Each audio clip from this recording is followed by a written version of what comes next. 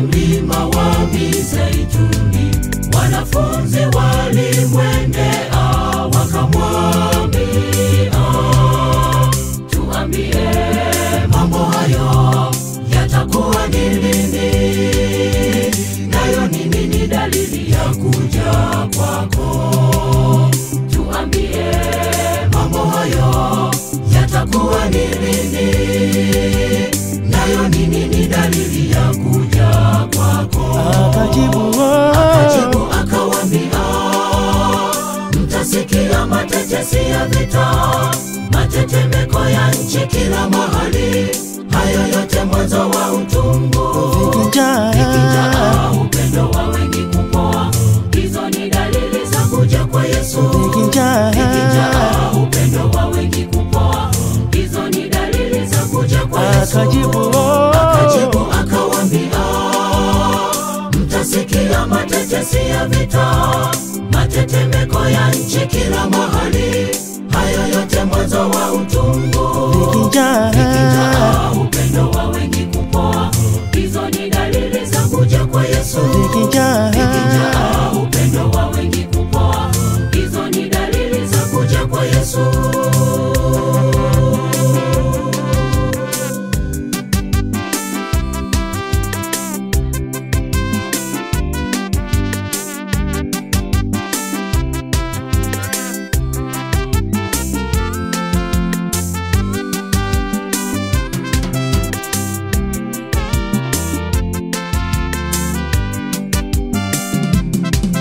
Manabii wa uongo watatokea kudanganya wengi, tena watawaambia Yesu yuko kule, msiondoke mlipo. Yesu aliwaambia, kwa maana kila jicho litamwona. Msiondoke mlipo. Yesu aliwaambia, kwa maana kila jicho litamwona. Akajibu akawaambia, mtasikia matetesi ya vita, matetemeko ya nchi kila mahali, hayo yote mwanzo wa utungu. Vikijaa upendo wa wengi kupoa, hizo ni dalili za kuja kwa Yesu. Vikijaa upendo wa wengi kupoa, hizo ni dalili za kuja kwa Yesu. Akajibu akawaambia, mtasikia matetesi ya vita, matetemeko ya nchi kila mahali, hayo yote mwanzo wa utungu. Vikijaa upendo wa wengi kupoa, hizo ni dalili za kuja kwa Yesu. Vikijaa upendo wa wengi kupoa, hizo ni dalili za kuja kwa Yesu. Kisha nikaona malaika mwingine akiruka katikati ya mbingu, mwenye injili ya milele, awahubirie hao wakao juu ya nchi,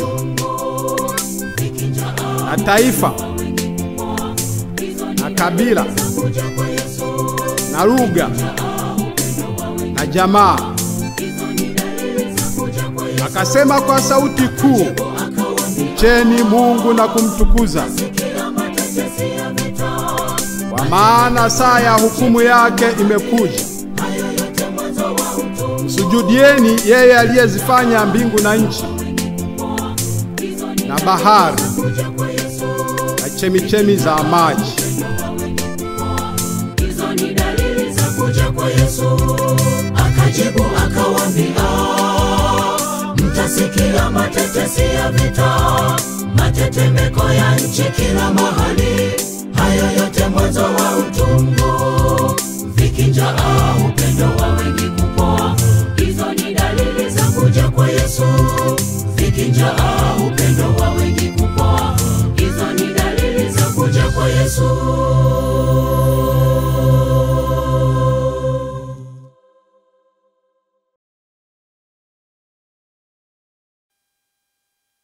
Baba yetu mtakatifu na Mungu wetu, asante Bwana kwa wema wako, asante kwa nguvu zako.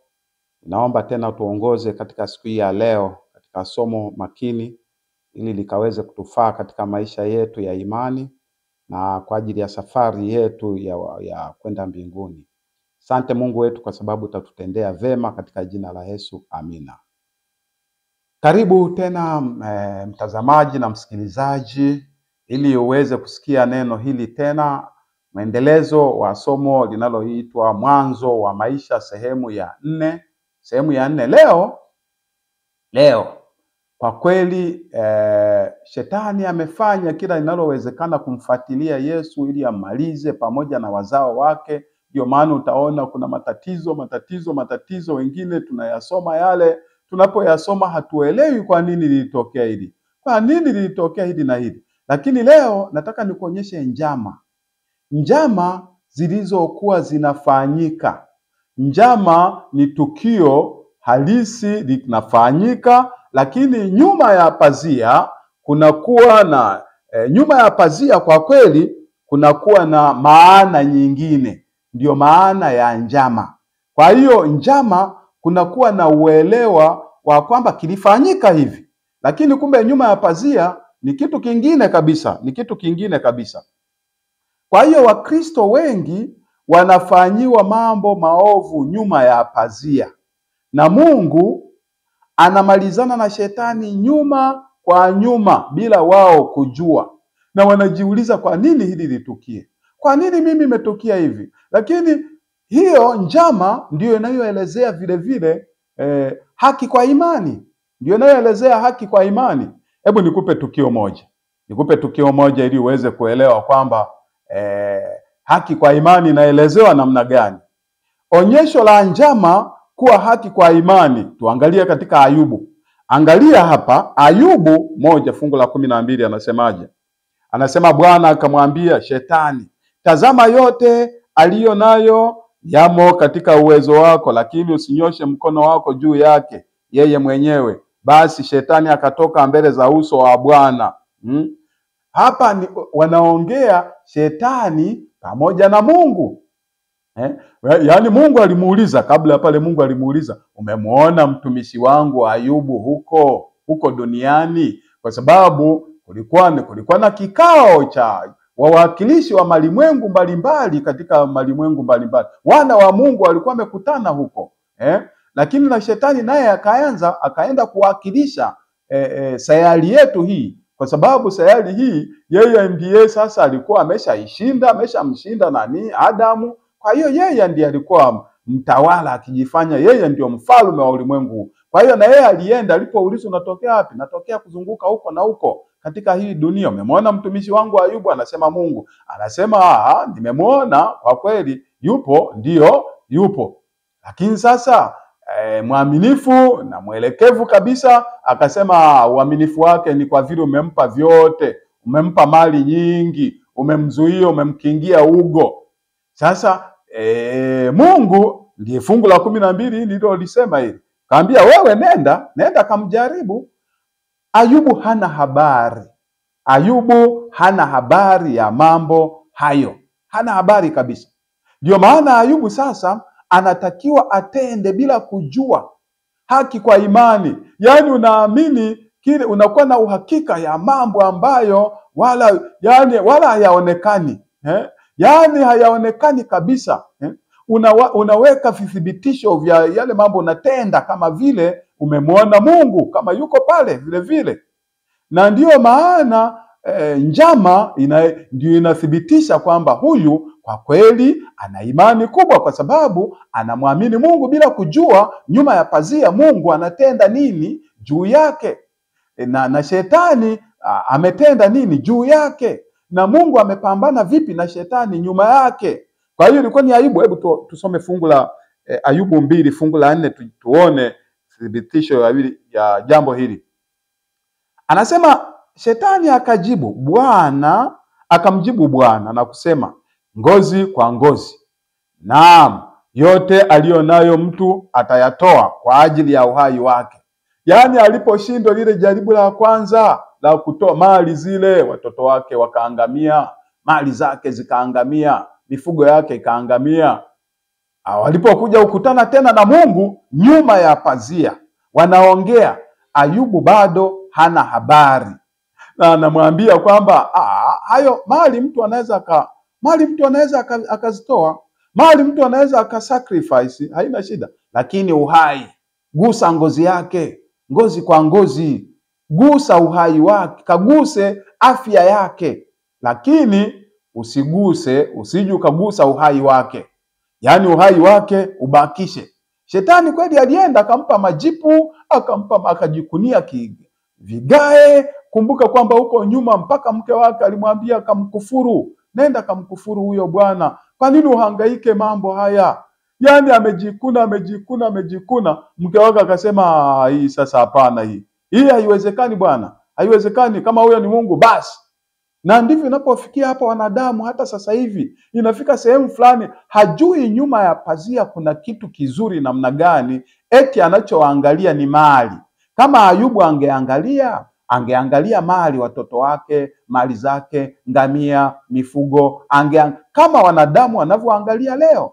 Lakini Ayubu akamwona yule asiyeonekana, kwamba yupo mtetezi wangu, yuko hai na siku moja atasimama. Na akajua kabisa maisha yetu haya duniani ni ya mpito, ni ya muda tu. Wanadamu je, wanafahamu hilo leo? Njama zinapofanyika, unapokuwa kuna njama zimefanyika, unalijua hilo leo? Hebu haki kwa imani, hebu twende fungu la 12, twende Ayubu 12 tu tukamilishe ili kuiona kwamba njama mara zote huwa unathibitisha haki kwa imani. Ayubu 12 fungu la 4 mpaka la 9. Sikiliza. Anasema hivi. Mimi, huyo ni Ayubu huyo. Mimi ni mtu wa kuchekwa na jirani yake. Ni mtu niliyemwita Mungu naye akanijibu. Huyo mwenye haki aliye mtimilifu amekuwa ni kicheko. Na katika mawazo yake huyo aliye na raha mna kudharau mashaka tayari kwa ajili ya wenye kuteleza miguu. Ndio fungu la 6, hema za wapokonyi hufanikiwa, na hao wamkasirishao Mungu hukaa salama. Mikononi mwao Mungu huleta vitu vingi. Angalia Ayubu anapofikia imani ya hali ya juu. Yaani anajiuliza, wale warafiki zake waliokuja wakamwambia, wewe bwana, haya mapigo yote, mali zako zimeenda, mifugo imeenda, na afya yako imeenda. Hii ni kwa sababu wewe huna haki, ni wewe umemuudhi Mungu, wewe una shida, una dhambi wewe. Ndiye Ayubu anawajibu, kama ndio hivyo, mbona hema za wapokonyi fungu la 6, yaani majambazi, yaani nyumba za majambazi zinafanikiwa.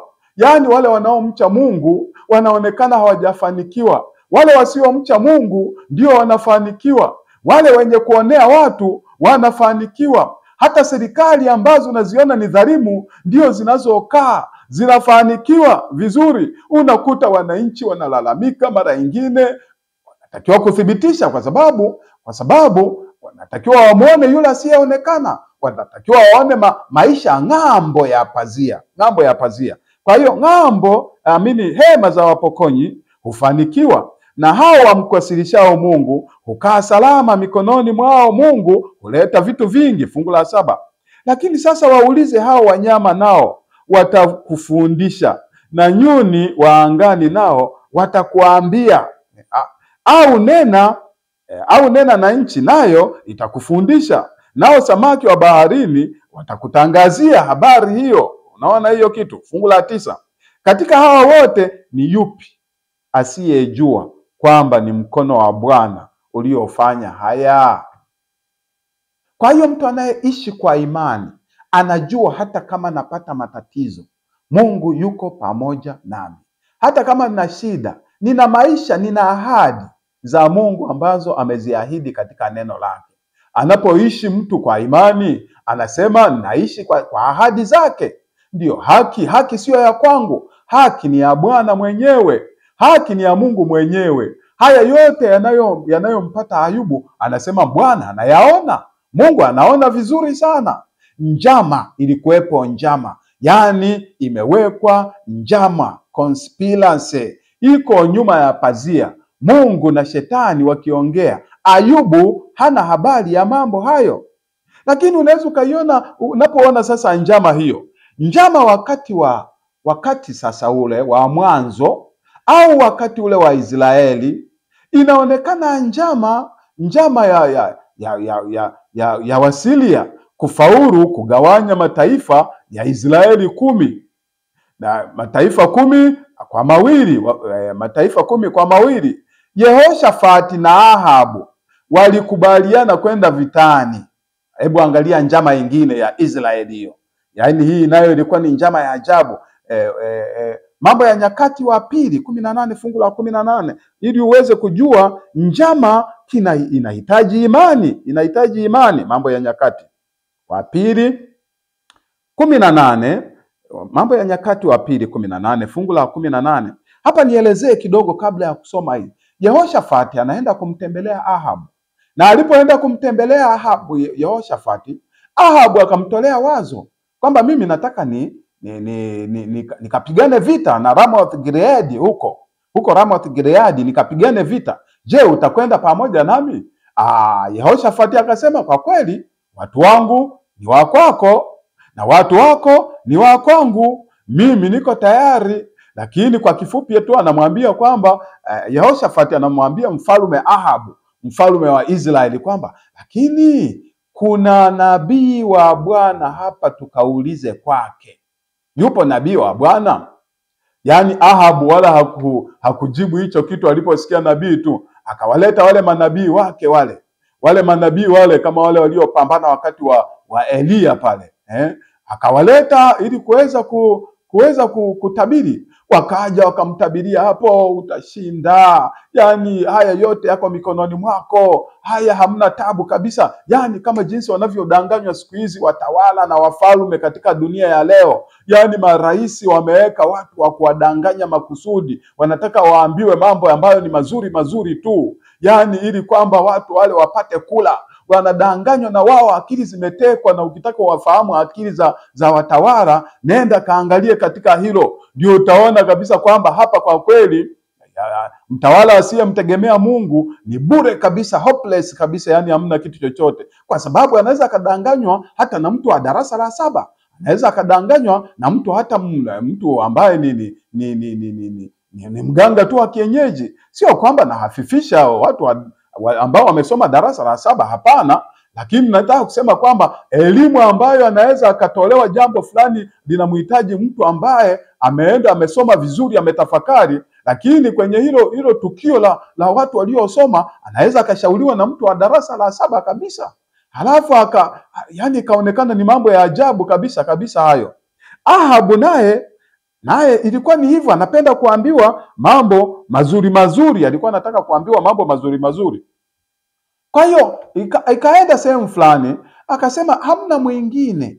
Akauliza tena Yehoshafati, hakuna mwingine nabii wa Bwana? Akasema yupo, lakini yuko gerezani huko. Yaani yuko gerezani mpaka sasa hivi ninavyosema. Akatumwa mtu kwenda kumuita. Hebu fungu la 18 nasemaje? Mikaya. Kwa hiyo unakuta kwamba yule aliyeenda kumuita huyo Mikaya, njiani kule anamwambia kabisa, anamwambia kwamba utakapoenda kwa yule mkuu, nenda kamwambie maneno mazuri, nenda kamwambie maneno mazuri. Yaani wenzako kule wameshasema maneno mazuri, na wewe nenda kamfurahishe yule mkuu, anamwambia njiani. Kwa hiyo hilo fungu la 18 kama nilivyolitaja hapo, hebu Mikaya sasa anafika pale, anaanza kuongea. Fungu la 18, Mikaya akasema, sikieni basi neno la Bwana. Na alimwona Bwana ameketi katika kiti chake cha enzi, na jeshi lote la mbinguni wamesimama mkono wake wa kuume na wa kushoto. Bwana akasema, ni nani atakayemdanganya Ahabu mfalme wa Israeli, ili akwee Ramoth Gileadi akaanguke? Basi huyo akasema hivi na huyu hivi. Fungu la 20, akatoka pepo akasimama mbele za Bwana, akasema, mimi nitamdanganya. Bwana akamwambia, jinsi gani? Fungu la 21, akasema, nitaondoka na kuwa pepo wa uongo vinywani mwa manabii wake wote. Akasema utamdanganya, ndio, na kudiriki pia kuondoka. Akafanya hivyo. Fungu la 22. Basi sasa angalia, Bwana ametia pepo wa uongo vinywani mwa manabii wako hawa, naye Bwana amenena mabaya juu yako. Bwana amenena mabaya juu yako. Fungu la 22.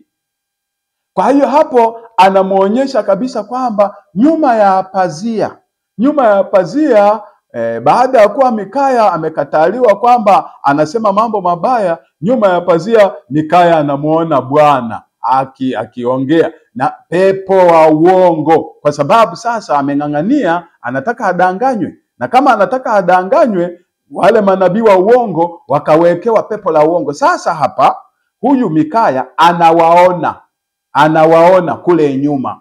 Bwana amechochea hayo mapepo sasa, ili kwamba Bwana anaweza akamtumia shetani kukufanyia. Kama uking'ang'ania, kuna mafungu yanayosema kabisa mtu anayeng'ang'ania kwenye uovu anamwacha ili shetani amshughulikie. Hapa na penyewe Bwana akamwacha Ahabu ili shetani amshughulikie, akadanganywa nyuma ya pazia. Kumbe kulikuwa na kitu, njama, kulikuwa na njama zinaendelea. Kwa hiyo Mikaya akawaambia kwamba huko nyuma kwa kweli ilionekana kwamba hutashinda, huko unayoambiwa hayo ni uongo. Nimemuona Bwana huko jinsi ambavyo amewaachia hao watu ili waweze kukudanganya, na kwa kweli wamekudanganya, lakini kwa kweli hautashinda, hutatoka, hutarudi. Hebu sikiliza fungu la 22. Hebu tukimalizia kisa hiki ili kiweze kueleweka vizuri. Ndipo akakaribia Zedekia mwana wa Kenaani, akampiga Mikaya kofi la shavu, akasema, alitokaje kwako roho wa Bwana ili aseme na wewe? Ndio maana, kwa sababu ni njama, hawaelewi kabisa kwamba hili ni kitu kinaongewa nyuma ya pazia. Mikaya akasema, angalia, utaona siku ile utakapoingia katika chumba cha ndani ili ujifiche. Fungu la 25. Mfalme wa Israeli akasema, mchukueni Mikaya mkamrudishe kwa Amoni mkuu wa mji na kwa Yoashi mwana wa mfalme. Fungu la 26. Mkaseme, mfalme asema hivi, mtieni huyu gerezani, mkamlishe chakula cha shida na maji ya shida hata nitakaporudi kwa amani. Mikaya naye hakuogopa. Fungu la 27 akasema, Mikaya akasema, ukirudi kabisa kwa amani, Bwana hakusema na mimi. Akasema, sikieni enyi watu wote. Basi mfalme wa Israeli na Yehoshafati mfalme wa Yuda wakakwea mpaka Ramoth Gileadi. Yaani ndivyo ambavyo hata wafalme sasa hivi wanavyohitaji kupewa maneno laini. Lakini akamwambia, kama utarudi salama, labda mimi sikusema na Bwana. Na kwa kweli Ahabu hakurudi, kwa sababu kulikuwa na njama ilikuwa imeongelewa, Mikaya aliiona huko nyuma. Lakini vile vile kuna njama zingine. Hii njama zote hizi zinafanyika ni ili kuonesha kwamba taifa, wazao wa Bwana wasiendelee kuwepo. Ndio maana hizi njama. Sasa watoto Bethlehemu waliuawa. Kulikuwa na njama nyuma ya pazia, hawakuijua taifa la Israeli, hawakujua. Wametoka mamajusi kutoka kule mbali, wamekuja pale Bethlehemu, wakaja mpaka kwa Herode, wakamwambia tumekuja kumsujudia aliyezaliwa, na anapokwenda anasema, nendeni kwa kweli mkamwangalie, halafu mniletee habari. Lakini malaika wa Bwana na Mungu akawaonya wale mamajusi kwamba msirudi tena kwa Herode, pitieni njia nyingine, mrudi zenu nyumbani. Halafu Mungu akamuonya Yusufu na mkewe, kimbia katika nchi ya Misri, kwa sababu Herode anataka kumuoa mtoto. Kwa hiyo ilikuwa njama nyuma ya pazia ya kuua watoto. Inawezekana ilitolewa sababu tu nyingine, kwa nini unaua watoto, lakini lengo lake ilikuwa kwamba huyo Masihi ambaye anazaliwa tumuue na wale watoto. Ndio maana akasema, kadirieni mtakao waua kuanzia miaka 3 kurudi nyuma. wote wauawe. Yumkini hata Masihi mwana wa Mungu atakuwemo humo, tutakuwa tumemuua. Maana yake wanasema kwamba yeye ndiye atakuwa mfalme. Njama ilikuwa nyuma ya pazia. Hiyo njama ingine hiyo. Mungu alikusudia nini? Mungu makusudi yake ni nini pamoja na hizi njama? Mungu alikusudia sisi tuwe watawala. Tuwe watawala wa vitu vyote. Anasema na tufanye mtu kwa mfano wetu.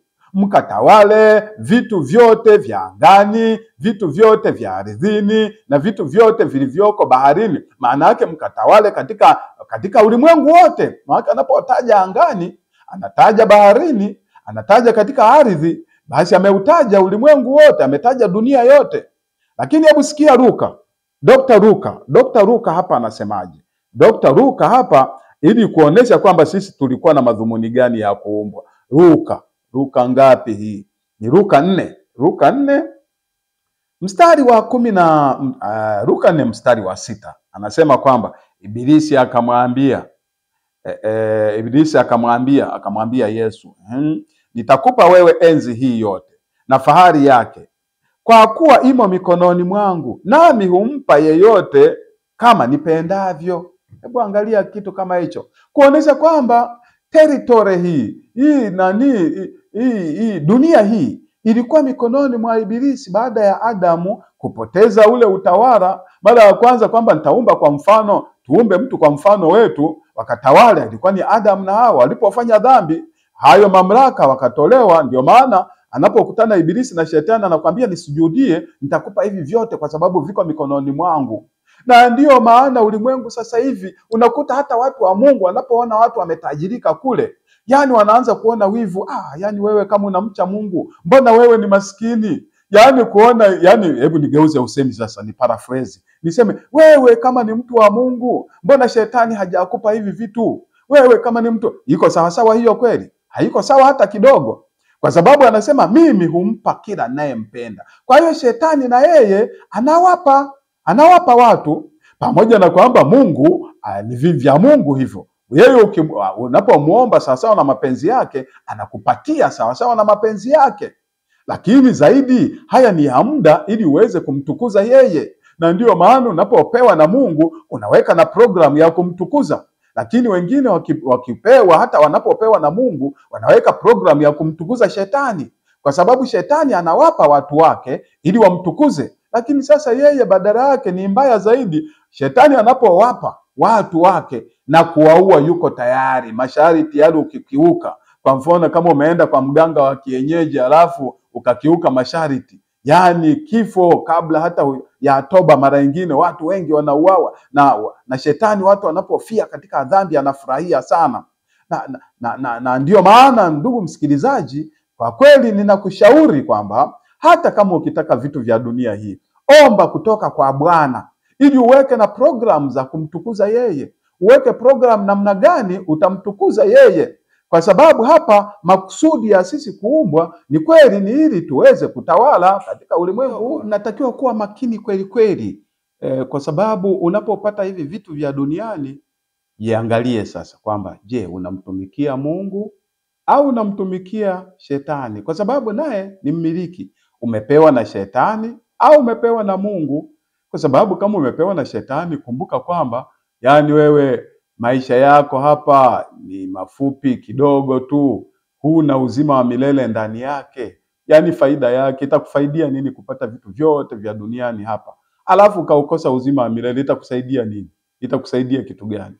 Kwa hiyo Shetani alichukua ufalme na utawala wa dunia hii, alichukua utawala na akadanganya watu kwamba kuna umilele. Yani unapopata mali unapata raha fulani, unajiona uko comfortable, kama vile utaishi milele, kama jinsi Nebukadneza alivyokuwa anajisikia. Yani ndivyo watu ambao huwa wanapata hela wanajisikia kana kwamba ataishi milele na milele na milele, ambao ni udanganyifu huko ndani ya kichwa, huko kichwani.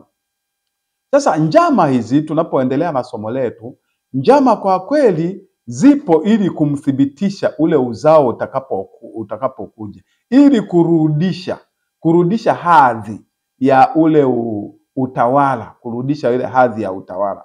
Hebu tuangalie njama nyingine ambayo Shetani aliifanya ili kuweza kukatisha mzao Masihi asizaliwe. Namkumbuka Yuda, kama Yuda yule, sio Yuda yule ambaye Yuda yule ambaye alimsaliti Yesu, sio huyo. Yuda yule wa zamani, yule wa mtoto wa Yakobo. Yule Yuda alimzaa Perez kwa Tamari. Hebu mwangalie Tamari alikuwa ni nani? Tamari alikuwa ni mtoto alikuwa ni mke wa mtoto wa Yuda. Lakini huyu Tamari utakuta kwamba mume wake alikuwa anaitwa Eri, mtoto wa Yuda. Lakini alikufa hapa katikati. Nafikiri aliozeshwa mtu mwingine na yeye, lakini huyo mtu mwingine inaonekana kwamba hakutaka kuzaa naye. Kwa hiyo wakati akienda kulala, yeye anaenda mbegu zake anazipeleka chini huko, kwa sababu hakutaka kuzaa naye. Kwa hiyo akabaki mtu anayeitwa Onani. Onani yule akabaki, Onani ndio ambaye alifanya hizo alikuwa anafanya huo ukorofi huo ambao Mungu alimuua, kwa sababu alikuwa alirithishwa ili aweze kumpatia uzao kutoka kwa Yuda. Lakini yeye akawa mbegu zake anazitupa chini, apeleki kwa yule mwanamke. Bwana akachukia akamuua.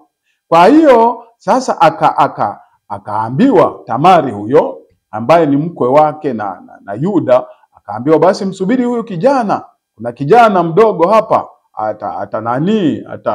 atakuja kuoe atakapokuwa mkubwa. Hebu tusome 38, Mwanzo 38, ili nisiwe na bahatisha. Tusome kitu ambacho kilichochema. Mwanzo fungu la 38, fungu la 38 anasema, naye Eri mzaliwa wa kwanza wa Yuda alikuwa mbaya machoni pa Bwana, na Bwana akamuua. Yuda akamwambia Onani, uingie kwa mke wa nduguyo, ukamuoe, ukamuinulie nduguyo uzao. Onani alijua ya kwamba huo uzao hautakuwa wake. Ikawa alipoingia kwa mke wa nduguye, akamwagia chini, asimpe uzao, asimpe nduguye uzao. Fungu la 10. Neno hili alilolifanya likawa baya machoni pa Bwana, basi akamuua yeye naye. Kwa hiyo Yuda akamwambia Tamari mkwewe, ukae mjane nyumbani mwa baba yako hata Shera mwanangu atakapokuwa mtu mzima, maana alisema asipate kufa yeye kama nduguze. Basi Tamari akaenda akakaa nyumbani mwa babaye. Siku nyingi zikapita, akafa binti Shua. Binti Shua akafa, yani mke wake na Yuda akafa, mkewe Yuda. Yuda akafarijika, akaenda kwa watu wake wakatao manyoya kondoo huko Timna, yeye na wenzie Hira na Mwedurami wakakaa huko. Huyo Tamari akapewa habari kusema kwamba mkweo, yani Yuda, anakwenda Timna akate manyoya ya kondoo. Basi akavua nguo za ujane wake, akajivika utaji, akajifunika uso, akakaa mlangoni pa Enaimu karibu na njia ya kuendea Timna, maana aliona ya kwamba Shera amekuwa mtu mzima wala hakuozwa awe mkewe. Yaani kwamba Yuda amemdanganya kwamba Shera akikuwa atakuoa, wakati Shera alipokuwa kaozwa mtu mwingine. Kwa hiyo sasa akaenda akajiweka pale, kwa sababu Yuda naye mke wake ameshafariki, akaenda akavaa nguo za kikahaba, akakaa pale mlangoni. Yuda alipomwona alidhani kuwa ni kahaba, maana amejifunika uso. Fungu la 16, akamgeukia kando ya njia, akasema, niruhusu niingie kwako, maana hakujua kuwa yule ni mkwewe Tamari, hakujua kama ni Tamari.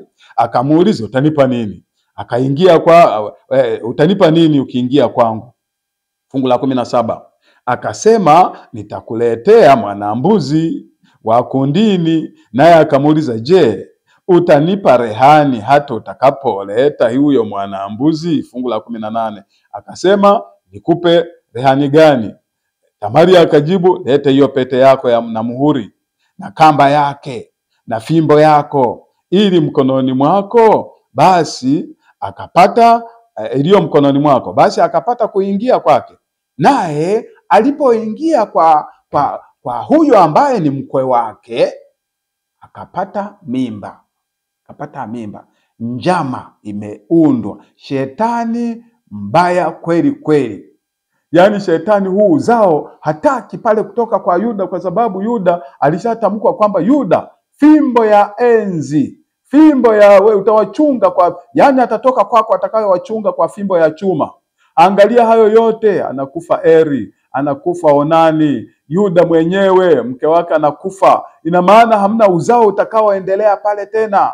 Sasa anabaki yule Tamari anabaki, lakini na Shera huko anapoambiwa kwamba subiri uje upate uzao, maana yake Yakobo ameshanipa mimi mibaraka kwamba uzao wangu lazima usije kaishia hapa, lazima wapatie ndugu zako uzao. Shera naye anapiga chenga. Sasa kinachobaki ni matendo ya Mungu makuu. Mungu anatenda kiajabu. Anapoenda sasa, Tamari huyu anasema, kwa vile wamenidhulumu namna hii, ahadi hawakuzitimiza, akakaa langoni, kwa sababu Yuda alikuwa amezoea kwenda kutafuta huko makahaba, akajifanya kahaba na akaingia kwake na akaacha vithibitisho, pete yake na fimbo ile na kamba akaacha pale, kwa ahadi kwamba atamletea mwana-mbuzi. Sasa alipoenda kuulizwa na wazee wa mji kwamba yani yule mkwe wako yule uliokuwa umemwekea Shera amepata mimba baada ya miezi 3, ni mjamzito.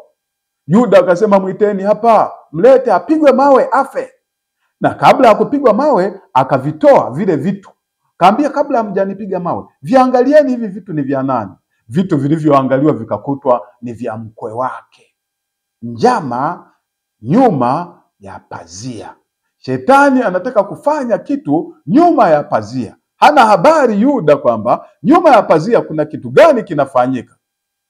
Ndipo Yuda anapojibu kwamba kwa kweli mkwe wangu huyu Tamari ni mwenye haki, mimi ni mdhambi, mimi sifai kitu chochote, toba. Na anazaliwa pale, anazaliwa Peresi. Na unapozaliwa unazaliwa mapacha, ndani yake kunakuwa na mapacha mle tumboni. Na au tumboni humo anapotaka anapotaka kutoka, yule wa kwanza anapotaka kutoka anatoa mkono wakati wa kuzaliwa, wakamfunga kamba haraka. Alipomfunga kamba akarudisha mkono tumboni, ndipo akatoka Peresi. Uzao wa Peresi ndio ulioenda ukamzaa Yesu. Ina maana shetani alikuwa anataka kukatisha hapo, kusiwepo Masihi asiende kwenda kuzaliwa, lakini nguvu ya Mungu ikafanya mambo ya ajabu hapo. Kwa hiyo baada ya hapo shetani alikuwa na njama. Angalia kisa cha Ruthi. Mimi leo nataja njama. Kisa cha Ruthi. Ruthi tunajua kabisa kwamba ni Moabu. Sasa Moabu atakuwaje awe bibi yake na Yesu? Moabu ambao walikuwa waabudu sanamu. Lakini angalia matendo makuu ya Mungu. Nyuma ya pazia kuna njama. Angalia msikilizaji, katika maisha yako wewe, umeshawahi kukutana na mambo ya ajabu? Kumbe nyuma ya pazia Mungu anataka kutenda mambo makuu kwa ajili ya wokovu wako.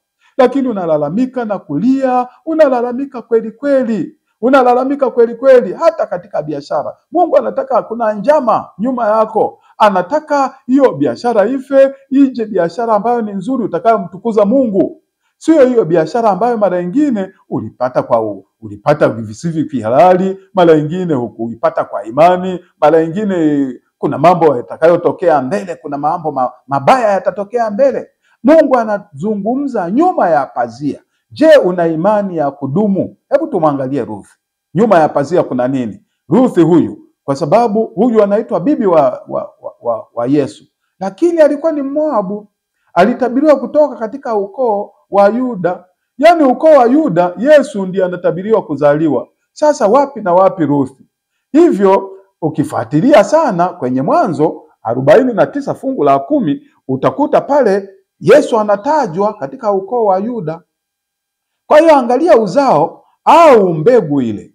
Elimeleki yuko katika uzao. wa Yuda, yuko katika genealogy, ukoo wa Yuda. Na Elimeleki huyu inatokea katika Bethlehemu Efrata, inatokea njaa, wanakimbia njaa sasa kwa ajili ya kukosa imani kwamba Mungu atawahifadhi na njaa hiyo. Mungu anajua kwa sababu yeye ni wa ukoo huo. Wanakosa imani, wanakimbia katika nchi ya Moabu. Wanapokimbia katika nchi ya Moabu, anaenda nani? Anaenda yeye Elimeleki, anaenda na mke wake Naomi, anaenda na watoto wao Maroni pamoja na Kilioni, wakawaoza watoto huko, wakaoza wa Moabu, kinyume na utaratibu wa Mungu. Aliambiwa kwamba lazima Mwisraeli aoe kwa Waisraeli ili kuweza kupreserve, kulinda yale maadili. Ilikuwa hamna neno lingine tu kwamba eti ni ubaguzi. Ili maadili ya maadili ya Mungu yaweze kulindwa. Wa Moabu walikuwa ni waabudu sanamu. Kwa hiyo Ruthi inapoenda sasa, bahati mbaya Elimeleki anafariki. Anapofariki Elimeleki, inaenda tena hawa watu ambao watoto wa Elimeleki walio Maroni na Kilioni wameoa Oripa pamoja na Ruthi, na wenyewe wote wawili wanafariki. Sasa wanapofariki, inafika wakati ambapo sasa huyu Naomi, njaa imeisha katika Bethlehemu, anahitaji kurudi kule katika Bethlehemu kutoka huko Moabu. Sasa anawaambia wale watoto wake za watoto wake, hapo ametumia neno wakwe zake, watoto wake za watoto wake warudi kwao. Angalia, Naomi anakosa kabisa injili, anavyowaambia rudini kwenu katika miungu yenu. Na ndivyo tunavyofanya hivyo hata leo, rudi kwako. Hebu nilisome hili fungu ambalo ni la kusisimua. Naomi anakosa kabisa imani, wakati anajua hapa kuna shetani anakula njama nyuma ya pazia ili Yesu asizaliwe katika huo ukoo. Ruthi ngapi? Hii ni Ruthi 1 fungu la 16. Hebu tuone fungu la 16 inasema akasema, hebu nianzie fungu la 13.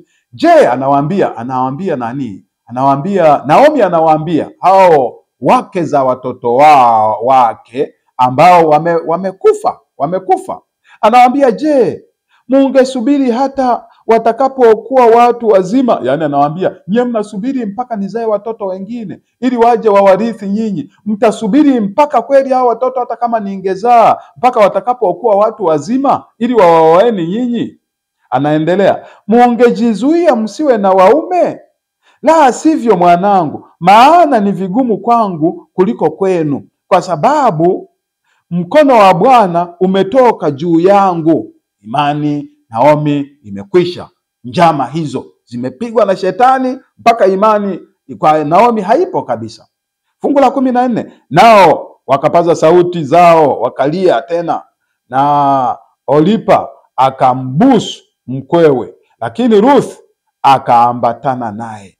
Fungu la 15, naye akasema, tazama, shemeji yako amerejea kwa watu wako. Yani mwenzako amerejea kwa watu wake na kwa Mungu wake. Angalia, na kwa Mungu hii ni ile Mungu ndogo, yani miungu yao.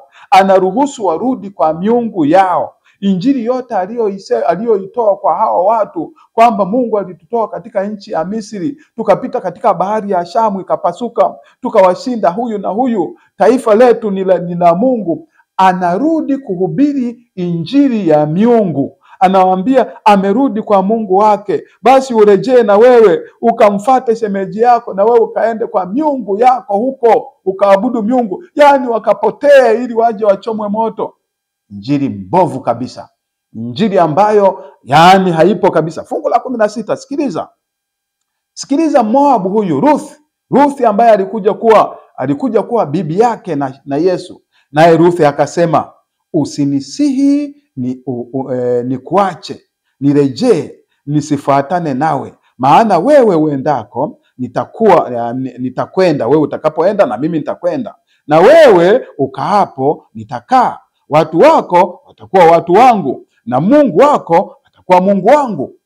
Kiapo chenye nguvu, kiapo cha maisha chenye nguvu. Nani anacho? Ruthi ameshaona Mungu wa Israeli anayetenda, sio wale miungu wale ambao wanaambiwa rudi kule. Hili somo lipo somo la imani, ni somo linalofuata, tutalidadavua vizuri uone Ruthi jinsi kiapo kile kilichomfaidisha. Basi walipofika wakarudi na Ruthi mpaka kule Bethlehemu. Walipofika kule Bethlehemu, kule fungu la 20, kule Yuda kule fungu la 20, hebu sikiliza. Akawaambia, yule Naomi akawaambia wale watu wa kule, msiniite tena mimi Naomi, kwa sababu Naomi maana yake ni utamu, ni furaha, ni faraja. Msiniite tena hivyo. Kwa sababu gani? Naye Bwana amenirudisha sina kitu. Kwani kuniita mimi Naomi? Ikiwa Bwana ameshuhudia juu yangu na Mwenyezi Mungu amenitesa hivi. Fungu la 22. Naomi akarudi pamoja na Ruthi Moabu. Karudi kule. Asema msiniite tena Naomi. Amechukia kweli kweli. Yaani amechukia hasa. Amechukia kabisa. Na fungu la 22 tulimalizie. Basi Naomi akarudi pamoja na Ruthi Moabi mkwewe, ambao walirudi kutoka nchi ya Moabu. Nao wakafika Bethlehemu mwanzo wa mavuno ya shairi. Walifika mwanzo wa mavuno ya shairi wakati wa Pasaka. Sasa walipofika kule, njia za Mungu ni nyingi. Elimeleki hana urithi. Watoto wake wamekufa. Naomi amebaki peke yake, ni mzee, hawezi kuzaa.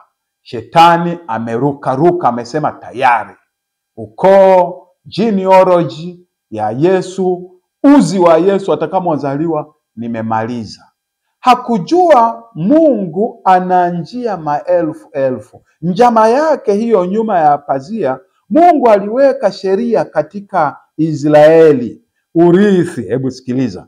Aliweka urithi wa namna gani? Aliweka urithi. Mambo ya Walawi 25, Mambo ya Walawi 25 fungu la 25. Sikiliza. Anasema kwamba nduguyo amekuwa maskini na kuuza sehemu ya miliki yake, ndipo jamaa yake aliye karibu naye atakuja, naye ataikomboa ile aliyouza nduguyo. Haya, hiyo ni kuhusu mali. Fungu la 48, twende 48. Hiyo ni kuhusu mali. Kuhusu uzao je? Fungu la 48 anasema kwamba baada ya kuuzwa aweza kukombolewa mtu mmoja miongoni mwa ndugu zake, anaruhusa kumkomboa baada ya kuuzwa. Kama mtu ameuzwa au kama mtu amefariki, yaani anaweza kukombolewa. Fungu la 49. Au mjomba wake au mwana wa mjomba wake ana ruhusa ya kumkomboa, au mtu awaye yote aliye karibu naye wa jamaa yake ana ruhusa ya kumkomboa, au kwamba yeye mwenyewe amepata mali ana ruhusa ya kujikomboa mwenyewe. Yesu alikuja kutukomboa sisi. Aliweka hii makusudi vile vile, kwamba kama inatokea mtu kwa kweli anafariki au ameuzwa utumwani, anaweza akakombolewa. Inawezekana akakombolewa kabisa. Kwa hiyo Boazi akamuona katika shamba. Boazi ndiye aliyejitolea kumkomboa. Kuna mtu mmoja katikati alijitolea kumkomboa. Ukikisoma kile kisa vizuri, Ruthi 2 fungu la kwanza mpaka la 6. Ruthi 2 fungu la kwanza mpaka la 6 anasema, basi huyo Naomi alikuwa na ndugu yake mmewe, mtu mkuu mwenye mali wa jamaa ya Elimeleki, jina lake aliitwa Boazi. Naye Ruthi Moabu akamwambia Naomi, sasa nenda kondeni uniokotee masazo ya masuke nyuma yake yule ambaye nitaona kibali machoni pake. Akamwambia, haya mwanangu, nenda. Basi akaenda, akaja, akaokota masazo kondeni nyuma ya wavunaji, na bahati yake Ikamtukia kwamba akaifikia sehemu ya shamba iliyokuwa mali ya huyo Boazi, ambaye alikuwa wa jamaa ya Elimeleki. Yaani kukawa na kitu ambacho kimesemwa hapa, sheria iliyowekwa ya ukombozi. Akitokea ndugu, akitokea mjomba, ndiye ambaye anaweza akakomboa. Kisha Boazi akamuuliza, hebu twende fungu la 4, twende fungu la 4. Anasema, na tazama, Boazi akaja kutoka Bethlehemu, akawaamkia wavunaji, akasema, Bwana akae nanyi. Nao wakamuitikia, Bwana na akubariki. Fungu la 5. Kisha Boazi akamuuliza mtumishi aliyewasimamia wavunaji, na huyu je, ni msichana wa nani? Fungu la 6. Yule msimamizi aliyewasimamia wavunaji akajibu akasema, yule msichana Moabu aliyerudi pamoja na Naomi kutoka nchi ya Moabu. Naona mambo hayo, Mungu jinsi anavyotokea. Yaani kwa kweli simulizi inaendelea, lakini kule mbele inaonyesha kabisa kwamba Boazi ambaye ni ndugu yake Elimeleki, mume wake na Naomi, ambaye sasa huyu Ruth amemfanya kuwa kama mtoto wa Naomi. Boazi anamkomboa kwa sheria za Kiyahudi zilizowekwa, na Boazi anakuwa mke wake, Ruth anakuwa mke wake Boazi. Sasa hili akamuoa. Hebu twende sasa fungu la 4, Ruth 4 fungu la 9 mpaka la 10, haraka muda wetu naenda. Naye Boazi akawaambia wale wazee na watu wote, leo hivi ninyi ni mashahidi ya kwamba mimi nimenunua yote yaliyokuwa ya Elimeleki, na yote yaliyokuwa ya Kilioni, na yote yaliyokuwa ya Maroni, yani mume wake na Ruthi, mkononi mwa Naomi. Amenunua yote, na aliponunua yote, na Ruthi anamnunua pamoja, anamkomboa. Mungu atukuzwe sana. Na tena huyu Ruthi Moabu, mkewe Maroni, nimemnunua awe mke wangu, makusudi nipate kumwinulia marehemu jina katika urithi wake, jina lake marehemu lisikatike miongoni mwa ndugu zake, wala langoni pa mji wake. Leo hivi ninyi ni mashahidi. Shetani, njama imeshindwa kabisa. Yaani Yesu alikuja kutukomboa. Njama ile kama ilivyoshindwa pale msalabani, anakula njama ili sisi atupoteze. Yesu alikuja kutukomboa. Leo mwanadamu anakataa kukombolewa, mwanadamu anakimbia huku na kule. Yesu ni kama jinsi alivyofanya Boazi huyu, anakuja kutununua. Amekuja kutununua kwa damu yake, kwa damu yake. Yaani Biblia imejaa shetani kufanya njama, na Mungu anaingilia nyuma ya pazia. Mungu ameingilia nyuma ya pazia kuhusu Yesu, kwamba anataka kuuawa, kuhusu mpango wa ukombozi unataka kuhafifishwa, lakini inazimwa. Mipango hiyo inazimwa. Lakini mwishoni, fungu langu la mwisho. Leo tulikuwa tunajifunza njama. Fungu langu la mwisho, angalia jinsi ambavyo watu wa Mungu siku za mwisho watakavyokuwa wanafanyiwa njama za kila aina. Ufunuo 12 fungu la 17 nasema kwamba joka akamkasirikia yule mwanamke. Maana yake njama zimeshindikana.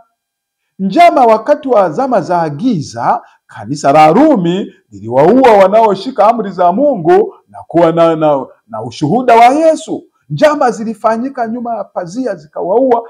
Mungu akaihifadhi nchi ambayo ilikuwa haikaliwi na watu wengi, ni nchi ya Marekani ile. Watu wa Kristo wakakimbilia kule, waliokuwa na amri 10 za Mungu na ushuhuda wa Yesu wakakimbilia kule. Matokeo yake wakaenda wakajadili kwamba kwa kweli katika Mungu, sheria za Mungu zimebadilishwa na zingine zimeachwa. Likaibuka, likaanza upya. Si kwamba kanisa lilipotea, lilikuwepo kwa sababu ya ile njama. Na ndiyo maana sema joka akamkasirikia yule mwanamke, akaenda zake afanye vita juu ya wazao wale wanaotokana na Yesu Kristo, wenye ushuhuda. Ndio maana wanaitwa wazao. Yeye mwenyewe anaitwa muzao wa yule mwanamke, wa lile kanisa. Kanisa halikupotea, Wengi wanasema kwamba hili kanisa linaloshika amri za Mungu na ushuhuda wa Yesu lilianzia Marekani, limeanzishwa na mwanamke Ellen G. White. Hapana. Kanisa lilikuwepo. Kanisa lilikuwa limejificha katika nyika. Kanisa lilipewa mabawa likaruka kwenda katika nchi kavu, na ndio maana linafika kule sasa, linakuwa na ile tabia hiyo. Hebu tuendelee fungu la 17. Wao wazishikao amri za Mungu na kuwa na ushuhuda wa Yesu, naye akasimama juu ya mchanga wa bahari. Joka huyo kamkasirikia yule mwanamke. Kwa hiyo njama hizi watu wa Mungu watashinda. Watu wa Mungu watashinda kwa sababu njama hizi, nyuma ya pazia yupo Mungu ndani yake. Nyuma yake shetani anapofanya nyuma, anafanya ulaghai nyuma, lakini nyuma yake Mungu anakuwepo ili kuweza kuzuia njama hii. Mungu akubariki sana unapotafakari maneno haya katika jina la Yesu. Amena.